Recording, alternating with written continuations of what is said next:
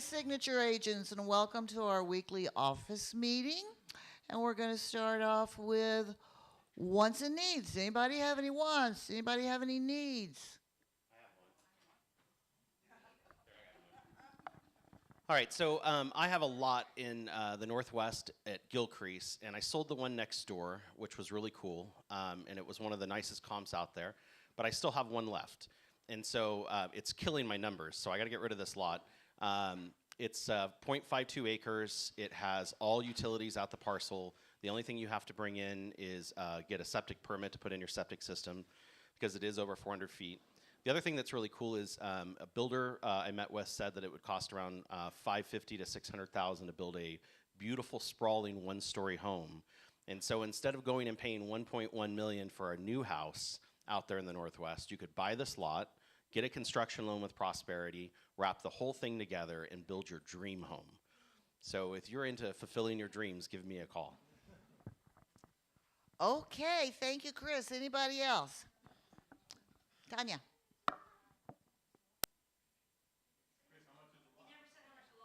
Oh, see, good question. Tell him, Tanya. $260 right now is the list price, but we're willing to negotiate a little bit. $260,000. Put it on the mic. And how big is it? It's a half acre, fully fenced. So you got that wall. That wall's probably like $40,000. I have a one-bedroom in Chateau Nouveau. If you guys are familiar, it's beautiful. It's actually right by the clubhouse and by the pool, by the barbecue. Pool has cabanas. It's really, really nice. My clients are from Canada. They've only used it maybe 2 months out of the year for a few years. Super clean, pristine, and great location. And it's $250,000, and they're including all the furniture as well. So hope you guys check it out. Thanks. Oh, it's on Peaceway. I think it's 90. I have to check on that. Sorry. Yeah. So it's like kind of 215 in Flamingo area. Yeah, Peaceway and Wallapai. All right, thank you. Anybody else have a wants and needs? Yeah, I do. I got one more. Well, I got one more, and then ahead. we'll get Christians. All right, so so believe it or not, I have a bunch of rentals that now became available, brand new townhouses in Summerlin at Charleston and I don't even Crossings, which is right next to C2 Lofts. They've never been lived in, 3 stories, 1,800 square feet and 1,500 square feet. 1,500 square feet is $3,000 a month. The 18 is $3,200 a month. They have balconies from every bedroom. My 1,800 square foot model has a bedroom and bath on every level with a patio, which is really kind of cool if you had roommates and stuff like that. So if you have an interest and you want to live in Summerlin with great views, call me. 3,200 to 3,000. Christian. Hello. Okay. I'm Christian. I have a 2.4 in McDonald Highlands. A little over 5,000 square feet. It originally was a 5-bedroom, got converted into a very large, 2 bedrooms were combined. One's a closet. It has strip views from the closet. I thought it was hilarious. Wait, that's kinky. It is. Has a casita, infinity pool, and it's on a 12 par at Dragon Ridge. So, address if anybody wants it. 1327 Quiet River Avenue. Anything else? Anybody else? Wants and needs? Going once? Going twice? Okay. I have a couple of announcements for you. First thing, as we speak right now, going on downstairs in the little alcove area underneath the stairs is our breast cancer bake sale. This is like the 10th annual. And so when you get through with the office meeting, if you're here, go downstairs and stock up on baked goods. It all goes for a good cause. All the baked goods were donated. Also, I want to talk about the luncheon we had Saturday, Making Strides Against Breast Cancer. It was phenomenal, the best one ever. It was decorated beautifully. The food was fabulous. Thanks to our own Lizette, who made all the baskets for the raffle prizes. It was just a phenomenal event, and if you weren't there, you really missed out. I spent a small fortune on raffle prizes, and I won nothing. And you can see Lois dancing in the background, Lois and Barbara, because they had to make several trips to their car for everything they won. So, She sounds really upset about that, too. I really, really am. In fact, it was so bad. I'm going to tell you a true story. I was at a table of 5. Everybody at my table won more than one drawing. I won nothing, nothing. And some lady that I do not know, have never met, I think it was a client of Denise Gubler's, came up and said, I want to give you this. And she'd won a big basket, opened it up, and gave me a bottle of wine because she felt so sorry for me. True story. But next year, and I just want to mention Sherry for organizing everything. I've already talked about Lizette and the gorgeous, gorgeous baskets she made. Denise Gubler was a workhorse. And of course, we wouldn't have done it without our own Bill, who schlepped everything, did all the heavy lifting. It was wonderful. Handled all the money, the RSVPs. It was just great. So thank you, thank you. And there were lots of volunteers. Okay, next thing. First one this year. LVR General Membership Luncheon and CE class on Friday, October the 20th. First one with a CE class, last one of the year. Make your reservations online right now at the M. And I also want to mention Las Vegas, not Las Vegas, the Signature Real Estate Academy, Brandon's week-long class. The last one of the year will be the last 2 days in October and the first 3 days in November. Last one of the year. It's for agents of all experience levels. And if you want to go, RSVP with Brandon on the Signature app. And I also want to announce there will be no CE class here tomorrow because nobody RSVP'd.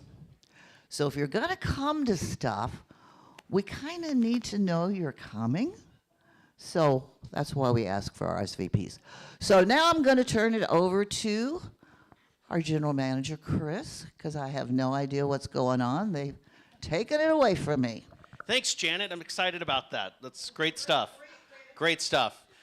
So, really nice baskets. You did a great job. Are you going to open a company doing that next? Okay, good. We're going to actually turn it over to Tony. Tony, it's only a 1-hour meeting, so you're up. Prosperity nominated you as the most likely candidate to share something important. Give it up for Tony. Under pressure right away. He loves to do that to me. By the way, at the bake sale, I almost didn't make it up the stairs. It's so good. Just make sure you avoid Bill Oliver down there because he'll spend your money for you in a heartbeat. Trust me, he spends mine whenever he can. Just want to talk a little bit about HELOCs. I'm sure many of you are already familiar with them, but the HELOC, home equity line of credit that is based on the equity that you have in your property. Property value minus the existing loan, obviously that's your equity, we all know that. A HELOC would be a loan against that equity. Typically on a primary residence, investors will go up to 90%. Investment property or second home where you can get a HELOC, but on a lower loan to value, maybe 80, 85%, okay? When I talk about equity, and this is a big deal for me, is equity is only there as soon as you actually access it and recognize it. So long as it's on paper, it doesn't mean anything. It's nice to look at, yeah. We all like the value of our home and how much we have, but it can go away. Anybody that's of a certain vintage, going back to 2005, 6, 7, as we all recall, those properties came tumbling down in a heartbeat.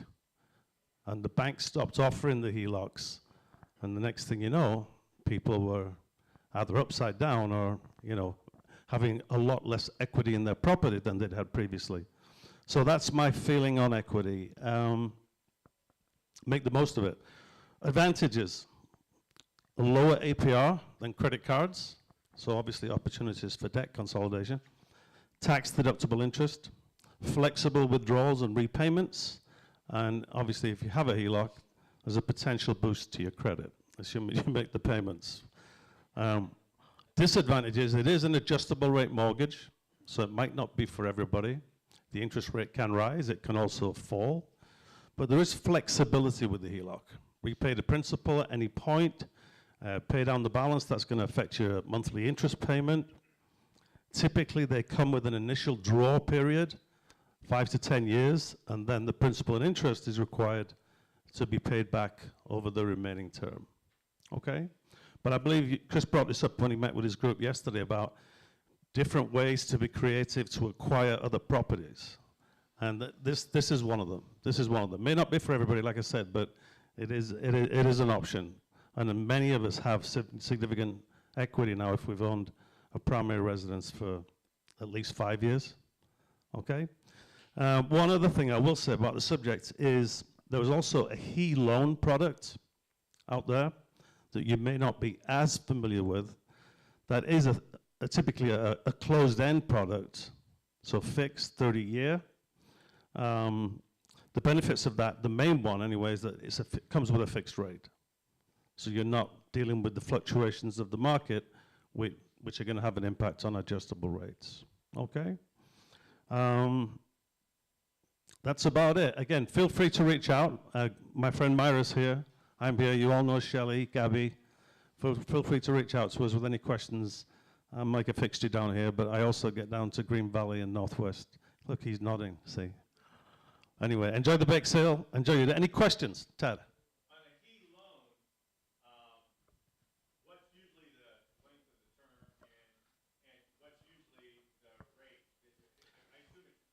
Yeah, I actually pulled up some rates this morning, so you and I can discuss those later if you want. But they're very comparable to a HELOC, very comparable. Maybe slightly lower at this point.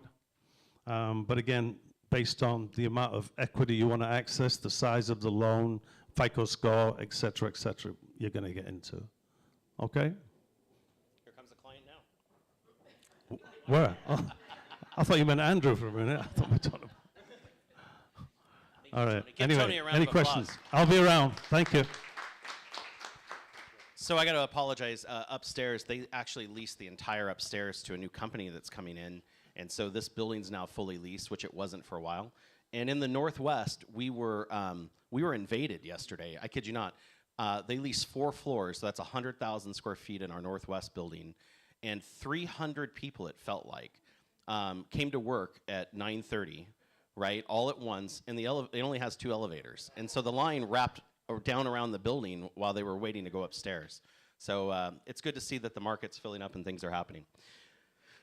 So we have a potpourri of topics for you today, of information, similar to what we did last week, but we're not just going to focus on scams. We're going to focus on all of those real estate questions that you as our agents have asked, and we are going to answer them with the best and the brightest. And next to me I have Dave and Tyson. Let's give them a round of applause. So first up, unfortunately, we had another land scam here. One of our agents, same scenario. Seller was out of state, and the agent was contacted by someone claiming to be that seller. They fit all of the criteria. They answered all of the questions. And unfortunately, the seller, the real one, called again to let him know that, hey, that's not me. And so, Dave, talk a little bit about what happened and again, your suggestions on that. Again, it was a scenario where it was vacant land, an out-of-state seller. They, at least on a face, had significant data to back up who they claimed to be. Out of state, never met in person, kept saying they were out of town. Those are all red flags that you just need to be more hyper vigilant with and speak to your broker. It's really key in these situations to bring your broker in as quickly as possible. You don't have to do this alone. Part of the reason why you are with such a good company like Signature is the amount of support and knowledge that you have, particularly when you have a situation like this, because you could make comments that you think are helpful or off the cuff that could turn out to be disastrous if this individual files a complaint or brings a lawsuit. And those are all things that unfortunately you need to be aware of. So I would be very mindful if you have a situation where even if you think it could potentially be one of these fraud seller scam situations, speak to your broker. We'd rather know in advance. Your brokers would rather know way in advance rather than, so this has happened, or get a call from the division saying we've got an angry owner who's filing a complaint. So you need to be vigilant. This is happening all over. It's not just with Signature. It's not just in Southern Nevada. It's all over, but it seems to be getting more and more intense, so please be mindful. So again, the flags are vacant land or rental properties, out-of-state sellers who want to sell it for less than market value. They want to arrange their own notary. You never see them. And so, there was a newspaper article in the RJ back in March about this, and the division actually said, well, technically there's no rules, but everybody should check this. The AG's office said, well, we're aware of it, but the agent should be checking it. So all of these organizations claim to be aware, but then they really just kind of kick the can down to you, saying you should be the one who's vigilant. They won't tell you what you need to do to be vigilant. The Secret Service does have some information that's helpful, but again, if you've got a listing, it's a secret. Actually, no, they have a website, which kind of made me laugh, so it's not that secret. And we can disperse that if you need to. But again, if you've got a listing where you've never physically met the seller and they refuse to do a Zoom call where you can see their face, even if they have ID, because you can fake that stuff, you need to be speaking with your broker. You need to be getting with your title company, because if you get a situation where you have a division complaint or somebody's upset, they're going to be looking at what are the steps that you took. If you had the listing for 3.5 years, never met them, reduced the price by $200,000, it's a lot harder to argue that you did everything within your power to verify the identity versus reaching out to your broker and getting that help from the get-go.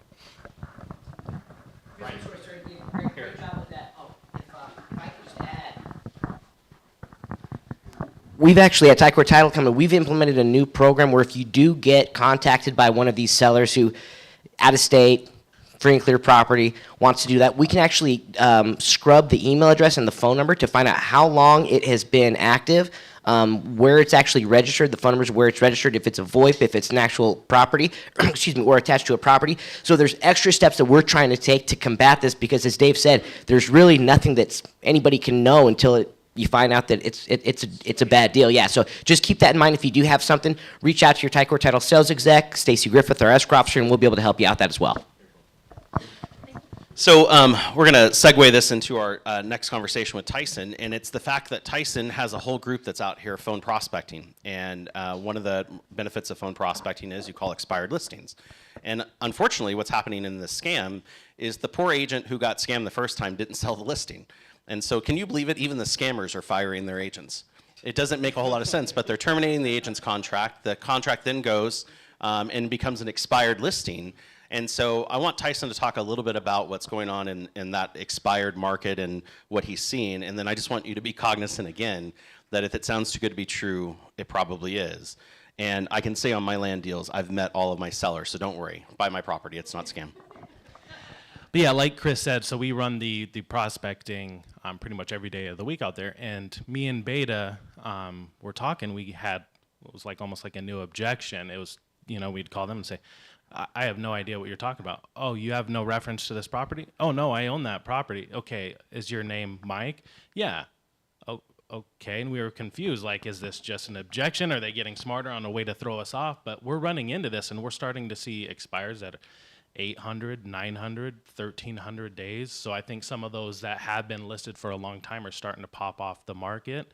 And, yeah, I mean, we're running into that, and apparently sellers are running into issues where their property was listed without their knowledge. So are you getting people that, number one, you're still getting expireds to call? Are you still getting people that answer the phone? Yeah, and when I'm talking about, these instances are very few and far between. It's not like every other person we run into contact is facing this issue. But yes, we are still getting people that answer the phone and things still moving. So one of the biggest things going on right now that everyone is talking about is the fact that there are do not call lawsuits happening. And they're happening here in this local market. There are several local agents that actually got that unfortunate call from the government. saying you've violated the do not call policies. And so I just want to remind everybody that don't take for granted that the list you're calling has been scrubbed. When you're using a professional service, that professional service is actually going to say, we scrub every lead from the do not call list. We're letting you know that. If you're calling random lists that you just got of numbers, make sure that you're scrubbing them.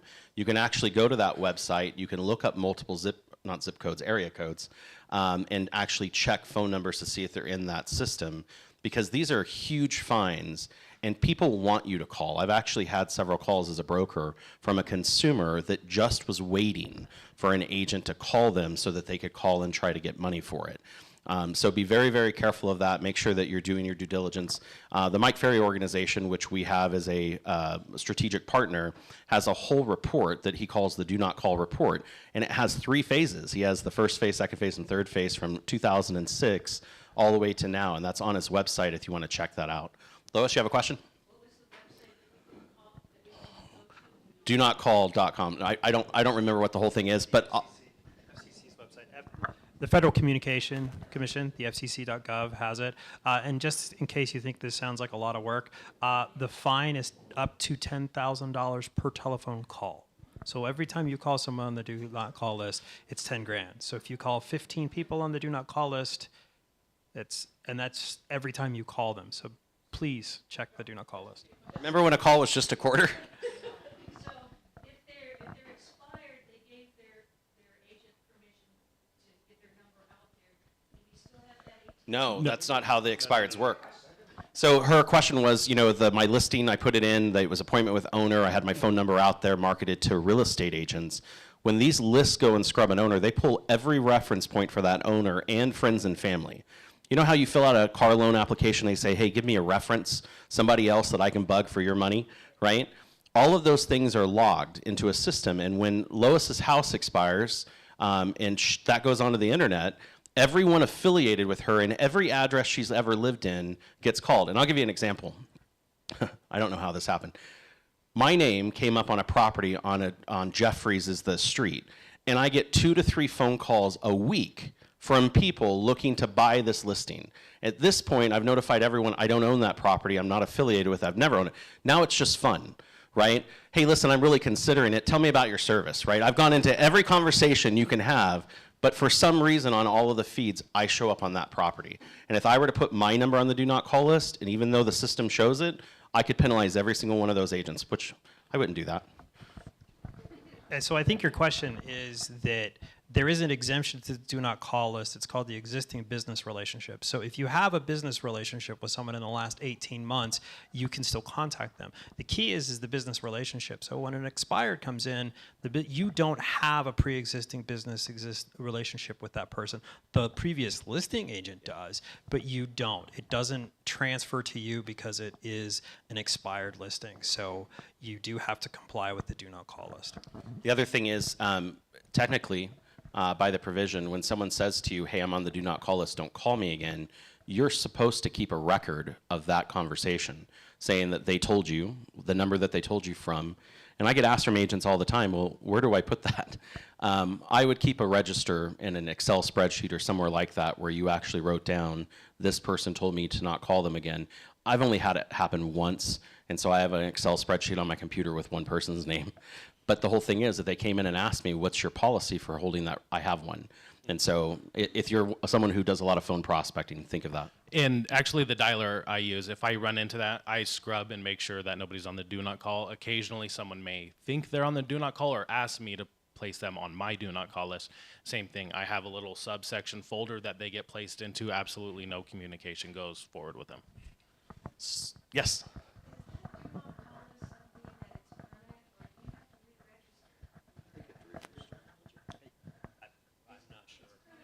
I was going to ask, but they told me not to call again. Lois, you know? It used to be temporary, but then in 1 year, I think it's every year. Every year?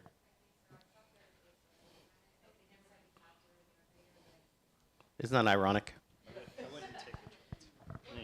usually just call my SOI. What if I call an SOI and they happen to be on the call list, but I'm just want to say hi? Did you piss them off? That falls under the business relationship if you talked to them recently on a 18 deal. months if you've got a business relationship, you can continue to contact. The It's also why the listing agreement and the buyer broker agreement becomes so important, because there's language in there that they consent to you communicating with them by text, via email. So 18 months is the standard. If they're part of your list, you certainly can reach out. If you're just saying hello and you're checking, if they technically that's a gray area, but I would try to stay within the 18 months if you can. Okay, let's switch gears. That was so much fun. How many of you have gone through the process of helping your client order their HOA docs and have run into a company that makes you do certain things that aren't typical? Have you run into a management company that does that? So, yeah, not all men. So I just had a deal in Aliante, and we ordered the HOA package, and the company we're ordering it from is in Arizona. And the company there said, well, we're not going to process the package until you pay for the demand and pay for it on a rush. And we said, well, wait a minute, you have to provide us the package within 10 days. It's Nevada law. And they said, well, we're not in Nevada, we're in Arizona. And we said it didn't matter because the property's in Nevada. And so they talked with their attorney, and then they processed our package. But they're trying to set regulations on people on what they can do with their associations by other states and other places that they're at. And so the only reason I bring it up to you is that we have a tremendous group of involved members in our legislative process. Keith Lynham, our legislative chair, Brandon coming in as our president. If you run into these circumstances where you get management companies that tell you falsifications and things that aren't true, please let us know so that we can communicate with that management company and get it worked out. Because you doing a deal and fixing that problem saves hundreds of agents down the road from having the same issue. So I just want to put it on your radar, something to think about and as well pay attention to. Who here looks at the SRPD that they get back from their seller to check and see what it says? Right? Okay, so I'm glad that that's a standard of practice. Now, I want to remind everybody, before Dave jumps off of his seat, that this SRPD is supposed to be completed by who? The seller. And it says right in the SRPD that the real estate agent is to not touch this document or have anything to do with it. It's important that you review the document so that you can point out to your seller when they leave a blank, because it does say check all boxes. And you also want to make sure on certain questions that the seller actually read them. Have you ever had a seller that doesn't read? I've had one or two.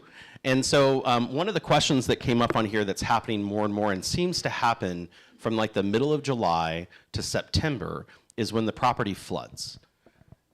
That question says ever. Have you ever had a water leak in the property? And I think a lot of people forget the ever point of that the consumer, the buyer, has a right to know whether it was ever patched, whether it was fixed correctly. That's all part of their right under the due diligence part of the contract to know those things. And so I'm not telling you to go and harass your seller. Once they make a decision on what they're going to do, it's their disclosure. But let me tell you this, if my seller said, we already fixed it, I'm not going to disclose it, I'm going to make sure that it's well documented, that I advise them it says ever, and that they need to put that out there and disclose it. The other thing I want to remind you is the app works really well with sellers who are technology challenged. If you can get them one time to sign up for our real estate app, and you can put the SRPD in there where they can see it, where they can actually print it or transfer it wherever they want. I had a seller who had that same problem that, they're still using a fax machine, right? I don't have a fax number anymore. And so I had to go around asking anyone if they knew somebody who had one so we could send this off to them. I was able to get the seller to use the app, and we didn't have that problem anymore. So I just want to put it on your radar. Anything you guys want to add to that? What's Janet's fax number? Yeah. You're going to be in trouble later. All right, let's talk a little bit about net sheets. One of the other issues that I am seeing when we're looking at files is that agents are forgetting to do a net sheet. One of the duties under reasonable skill and care is that you will financially account for the money, right? And so let me just ask you, for the experts in the room, what is the easiest way for you to do a net sheet? Okay, so title companies provide an app, and they make it really easy that you can put it right on your phone, and it just asks you several questions. What's the sales price? Is it a buyer or seller? Are you charging a commission? And the answer is always yes. Your transaction fee. And then I always add, in the miscellaneous section, any of those extra things like the inspection costs or the HOA docs and the cost for the demand and the rush fee.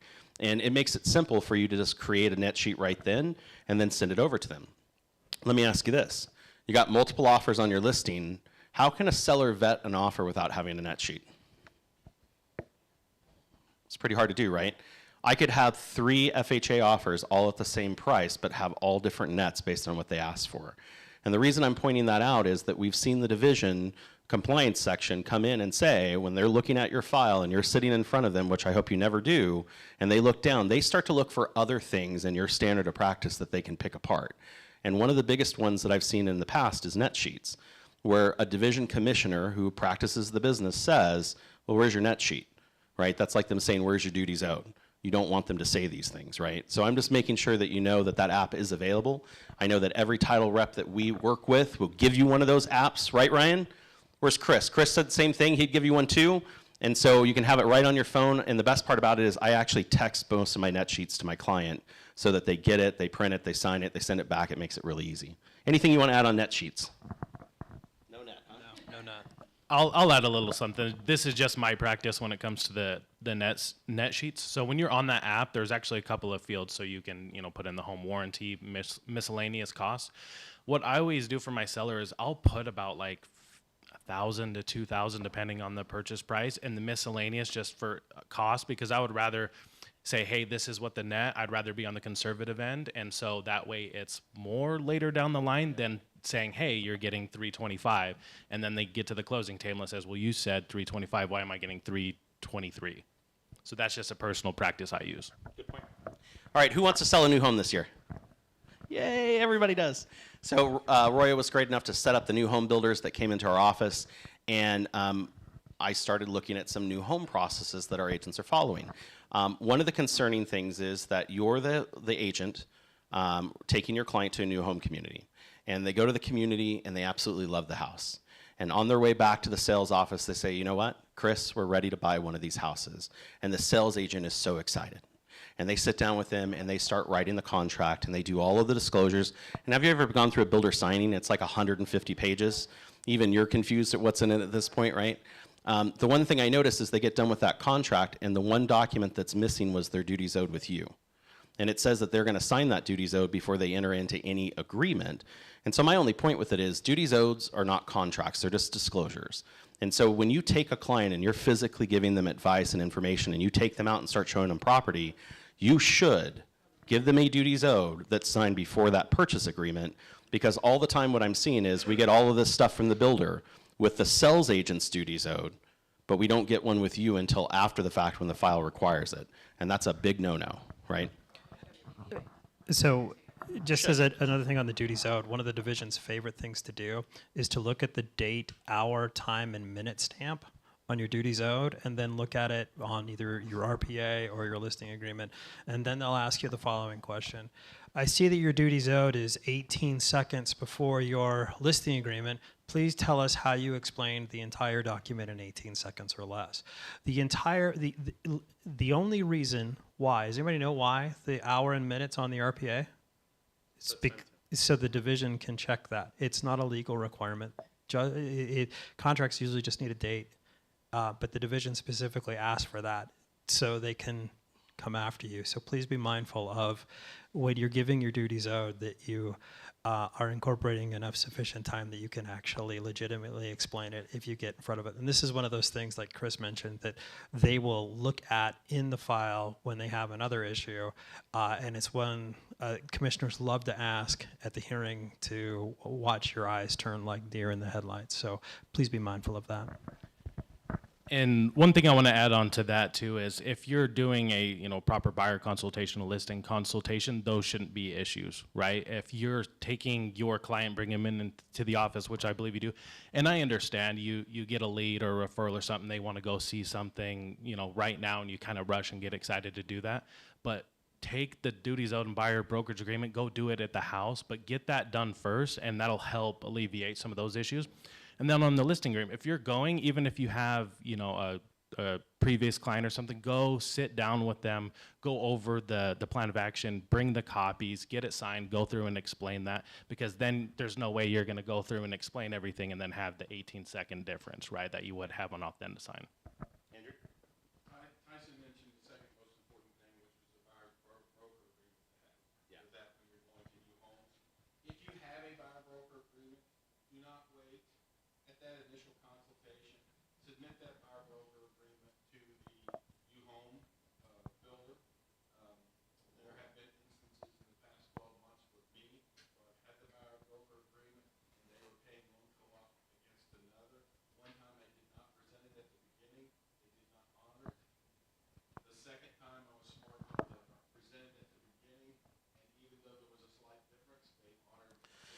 So to repeat what Andrew just said, which is pretty amazing, I think he just scared the hell out of him when he walked in the sales office. He presented his buyer-broker agreement when they went and negotiated the new home contract, and they honored the commission in his buyer-broker agreement versus the commission that's listed that they were going to co-op. And so that's pretty incredible that they would do, but still a good point to have it beforehand. Yes, I've seen professional standards cases on commission disputes where the timing of the buyer-broker agreement was the deciding factor between two agents asking for procuring cause. One signed the buyer-brokerage agreement at the beginning of the relationship, the other entered it in when they submitted the offer, and that time frame difference was the controlling factor on who got paid on that $1 million commission. So even in a pro standards case, the timing of your documents is very important. So not to be Debbie Downer anymore, I'm really sorry about this, but I want you to know. One of the biggest issues we've seen come in front of us recently is copyright infringements. And copyright infringements from small business practitioners, which is all of you, against other small business practitioners, which is everyone else. And so the photos on a listing, you can't just go in and rip them off, right? If someone were to give you the photo, let's say for instance, the seller says, well, I have the photos for my property here. You don't have a guarantee that those photos are owned by that seller. You must have something in writing from the originator of those photos showing that they gave you permission to have those, and no one's going to do that for free, right? The other side of it is that the remarks, just my eloquent remarks that I got from my Shakespearean degree, you can't just take and rip off and use. Now, the only thing I've had a question on is directions. Technically, they're the same directions for everybody, but should I make them look different? I would get the directions from Google, and then it's not a problem because they don't See. own them. So in the listing agreement, there's a specific section. Does anybody know who owns the listing photos? Okay, so the photographer, so let's kind of take it as part. The photographer, depending on the type of license that you get, LVR used to have 3 forms that would walk through on how to get that. So you want to look and see what your photographer is offering. And then in the listing agreement, it says that the seller acknowledges who owns the listing photographs and the descriptions, the brokerage. So in Chris's scenario, if they said, I've got them from my previous listing, you should automatically know that that's going to be a problem because the seller doesn't own those. And also, fun fact, it is not 1986. Any photo on the internet is probably owned and trademarked by somebody else. Just right-clicking it and putting it on your blog is not enough because there are companies, Getty Images, if you haven't heard of them, they love to sue people like you. They love to go to your website and find an image and say, you've stolen this. This beautiful picture of the Las Vegas Strip, we know you didn't take it. Or let's say that you have a entertainment blog and you saw a really cool movie and you go ahead and take pictures from the movie or the theater that you saw them in. Those are all kinds of potential issues that I have seen when I was at LVR where agents were getting in trouble. So please be very, very mindful of trademark with photographs because if you have that situation, the fine from LVR is going to be the least of your concerns. And yeah, on that note, it's really not that hard to do a reverse image search and find that. So don't think just because your website is small that they can't just plug that picture in and find where it's at everywhere on the website. Another thing I wanted to touch on too, just because it's kind of coming to the forefront of our industry is AI, right? So you see a lot of people saying, you know, go into ChatGPT, write your listing descriptions. It's great, I've done it, but one thing you have to be careful of is fair housing violations in there. And then as well as, you know, it'll say something like, hey, write me a 3-bedroom Las Vegas home. It'll throw in views of the Las Vegas Strip. It'll throw in some things that the house doesn't have. So you need to make sure you go through and check that because it's actually a code of ethics violation and being honest and truthful in your advertising. So that and then using any of the artificial stuff to mess with your photos, make sure you're proofreading that stuff because ChatGPT and the AI will throw out some wild stuff for your listing descriptions. All right, and the reason I said that was for the fining provisions of that. You don't want to get hit with those small, ludicrous fines that could put an agent out of business. Yes? When you take a listing and you order photos, you pay for photos, who owns those photos? So that's interesting. When Dave was making the comment, there is a document that LVR put out because some of the photographers in their contract that you sign with them have certain restrictions on how those photos can be used and how they can be marketed, right? And so that document that that Dave created for LVR actually put in some provisions that gave you as the agent the rights to those photos and how they're used in the marketing of that property. But we had a photo trolling thing, remember that same time? There was a massive lawsuit against Zillow by photographers because photographers they gave, up in the Pacific Northwest, they gave a license to Zillow to use the photos for real estate related purposes. Zillow then went ahead and repurposed those photos for their apartment finding housing guide. And the photographers won that lawsuit. They ended up, Zillow paid a boatload of money. So the answer is you need to look at the document that you're getting from your photographer and see what you're agreeing to. If the photographer is going to be transferring over all the rights, you're going to probably pay some more. If they're maintaining rights and you are getting a limited use license, which is usually what happens, you want to make sure that that allows you to use it for real estate, that it allows you, for example, to put it on your own website and say, I sold this. Because the way that they got Zillow was, this house is no longer for sale. You can't recycle these photos for something else because it's not real estate related purposes. Because it's just for they limited the license to the listing and sale of that property. So you really need to look at what document you're using with your photographer, because the photographer is going to be the one who's going to make that initial control track. So real quick on that same point, Tad, before I come back. Also, what's really interesting is the home inspection technically. In the home inspector's contract belongs only to the client that paid for it. And it says in their contract that it will not be passed from that client to the buyer unless they're contacted, right? But the difference is I'm the listing agent. My client signs a purchase agreement. In that purchase agreement, it says that I cancel because of the home inspection. I'm going to transfer that agreement to them and tell them why. And it also says in there that if I ask for a repair request, the home inspection is usually attached to it. And so I actually had to go to a conference with the home inspectors. They have a group called Snappy. I kid you not. This kept me up at night. They have a group called Snappy, and it's their association. And they were up in arms upset that real estate agents were taking their hard work and they were passing them on to other people without their permission. And I explained to them, I'm like, well, it would be really hard for me to ask for something and not show proof of it. So yes, the seller is paying for the service, but the buyer, or excuse me, the buyer's paying for the service, but the seller's the one who has to understand what the problem is. And so then what will happen is the seller, after the deal cancels, will then take that inspection report and pass it on to the new buyer, right? And they were saying, well, that causes us not to get inspections. And I'm like, nobody trusts anybody in our business, right? Most likely you're still going to get an inspection done. They're just going to be more informed, and so will you. And so they seem to calm down a little bit, but that was in their contract when clients sign it. But the agents aren't part of that. It's the consumer that usually does it. But it's kind of freaky. These copyright provisions are affecting our business everywhere. Anything else on that? Dad? On photos, if You want to take a picture of the last one? yeah, exactly. So if I'm taking the photo and I use it to go ahead and sell the house, after the sale is sold, am I allowed to go ahead and put that my just sold in your neighborhood on a brochure or on a postcard and mail it to Still marketing. potential, trying to go in online? So in your situation, you said you took the photo. So you got out your iPhone and you took the picture. So you created the photo, you own it. So you can use it however you want to. If you hired someone to take the photo for you, then it's going to depend on whatever license they agreed to give you to use it. So you'll need to check with your photography company and see what type of license they're giving you. Generally, and you'll want to make sure that you get as wide of a license as possible that says I can use it for real estate related purposes.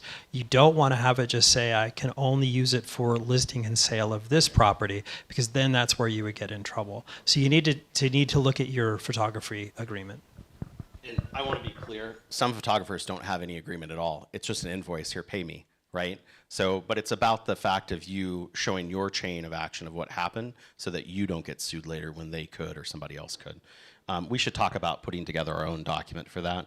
Like, it'd make it easy for everybody. All right, so let's talk about being a realtor. Who here in the room is excited to be a realtor?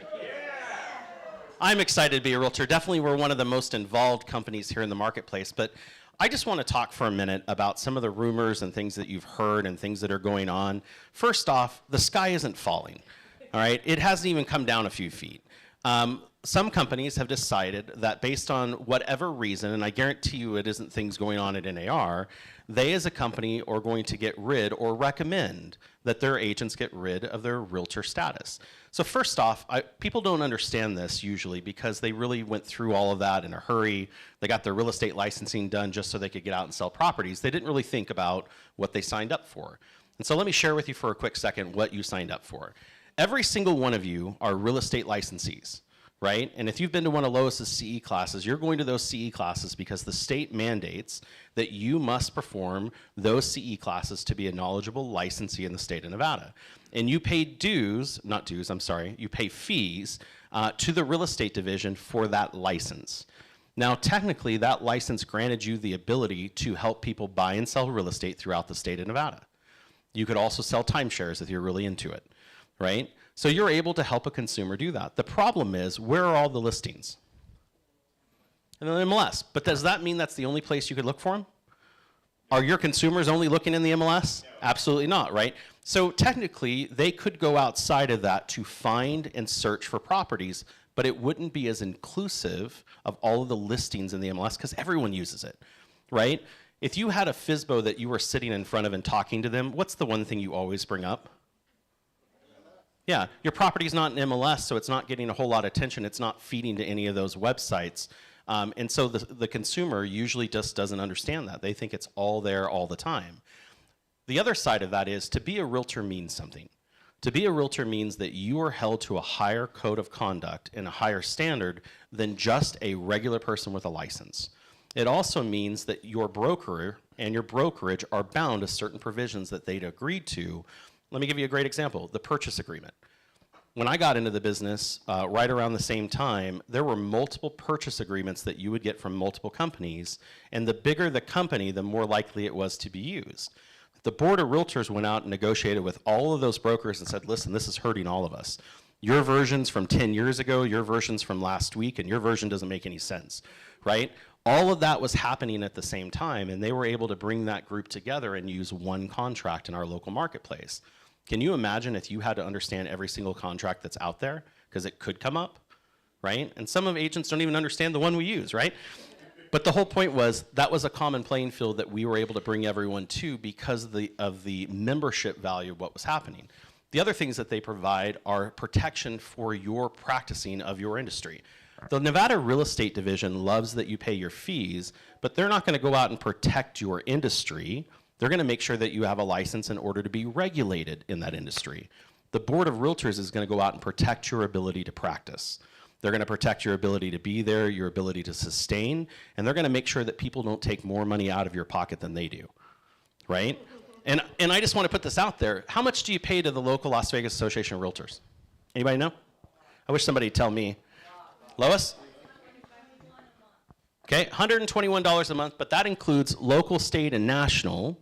And so that's not, I pay more than that for internet at my house, right? And it's not even the best internet. The local association gets around $200 a year from you total. The state association gets a little bit more, like $220, and the national, I think, now is up to $240, and that's because you've seen all those realtor marketing commercials. Then you pay for your MLS fees and your key. So the MLS system that you all value so much is the biggest fee that you pay for. Unfortunately, in my year was the year they raised it from $300 to $600, but the whole point was to provide a better experience for everybody.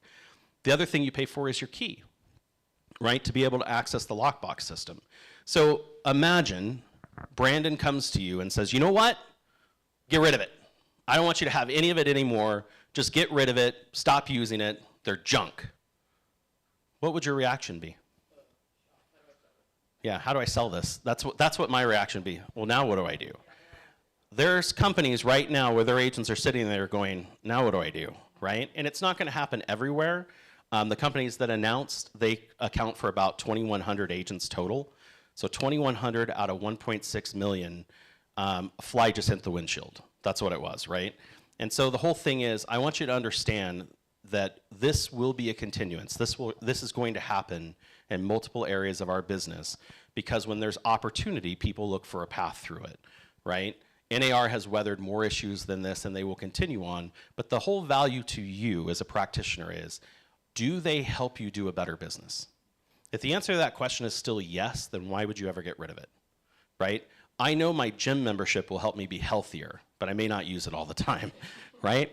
It's the same idea and the same point. So just consider it, and if you have any questions on what's going on, you have a group of people here at the company that are extremely involved, willing to answer anything about anything and tell you our thoughts and provisions of what's on it. What do you want to add to that on your perspective from your involvement at the association? So mine will just be quick, and I was actually talking to Chris about it a little bit yesterday, and he kind of gave me a good perspective on it.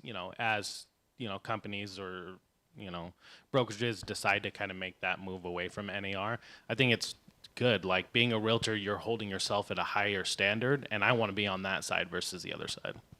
That's a good point.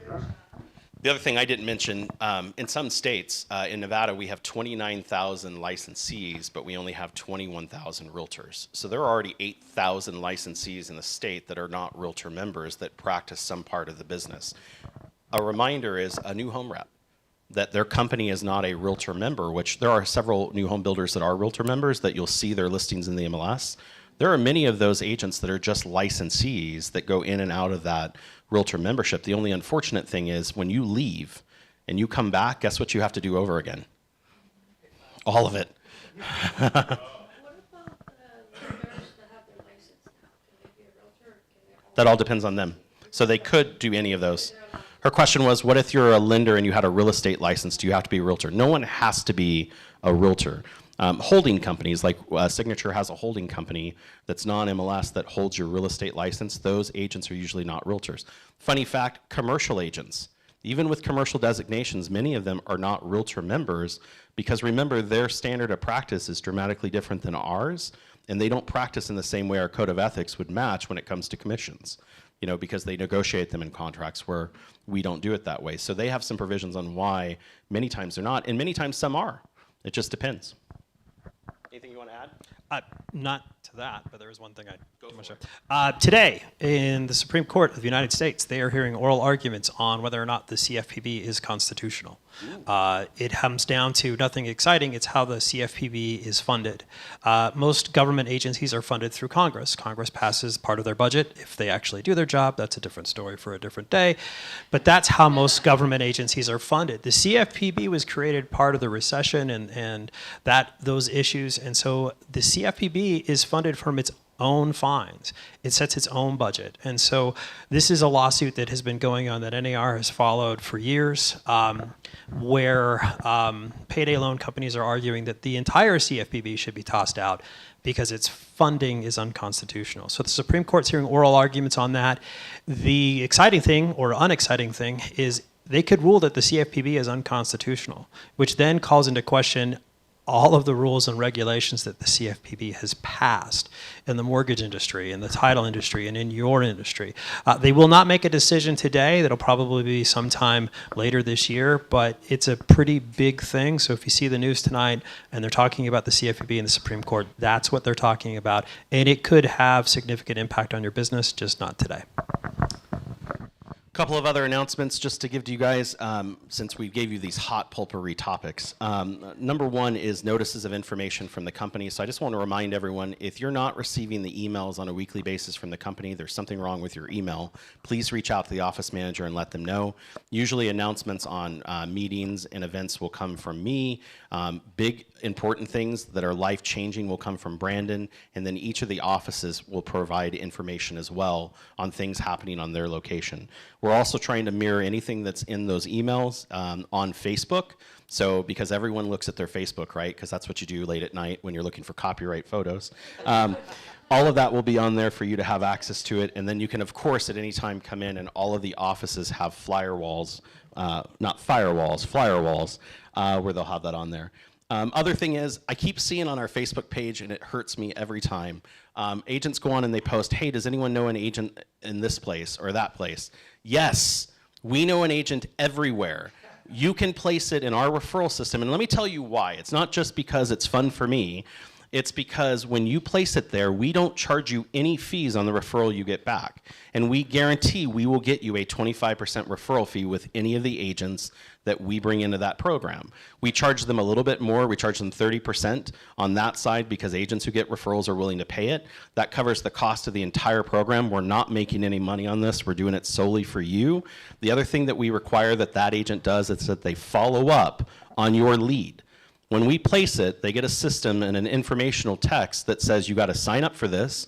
You got to give us weekly updates on what you're doing with this client. And the system bugs them because the worst thing in my business is for me to give someone a lead that's a hot lead that I worked for and for them to screw it up, right? And so the whole point is we have that system for you for that purpose.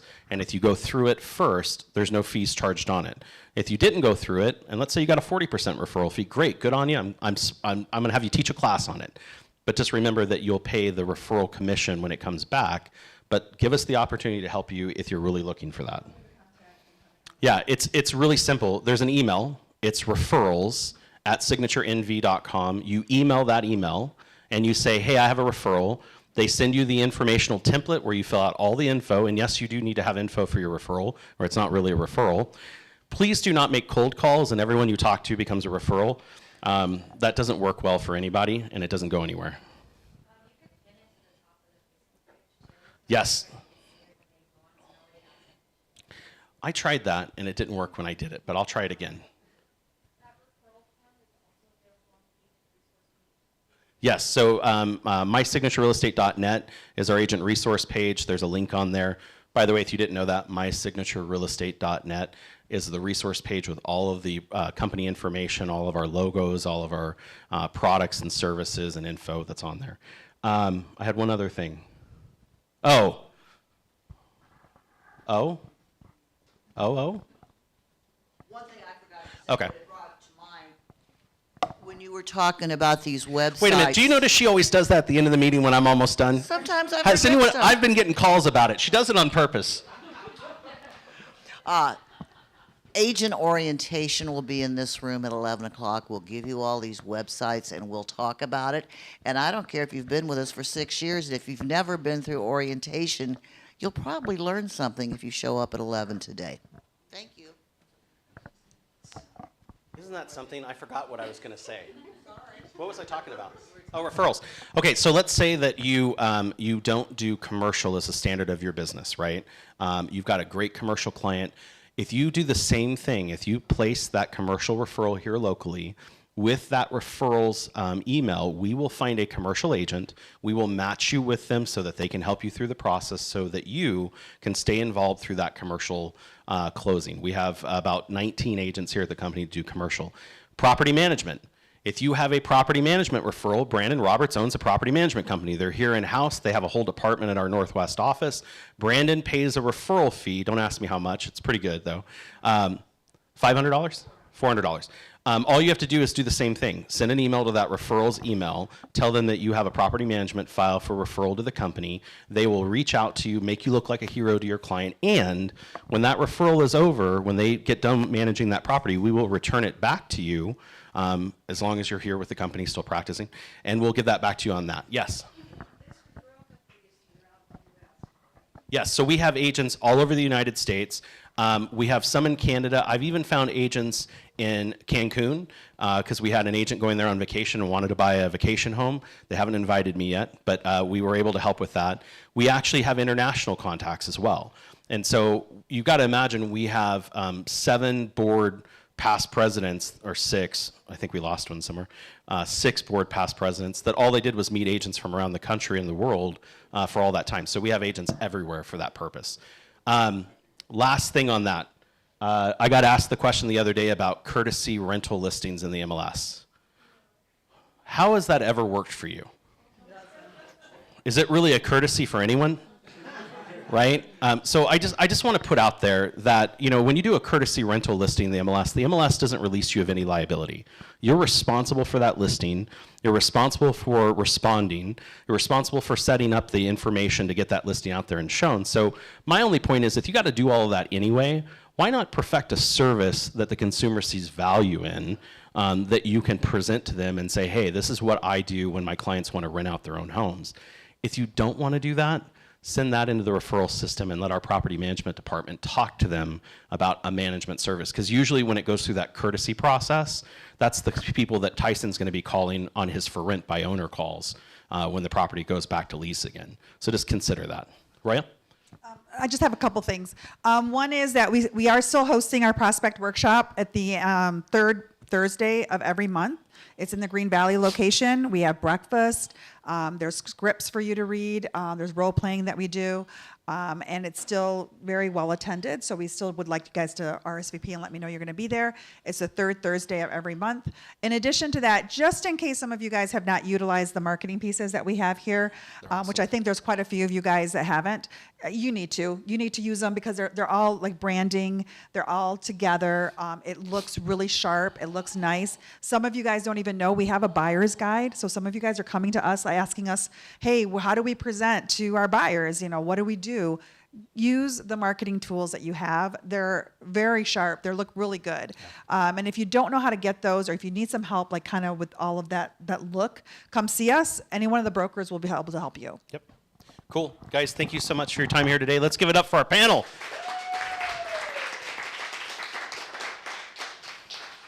And make it a great week. Thank you. Oh, yeah, bake sale downstairs.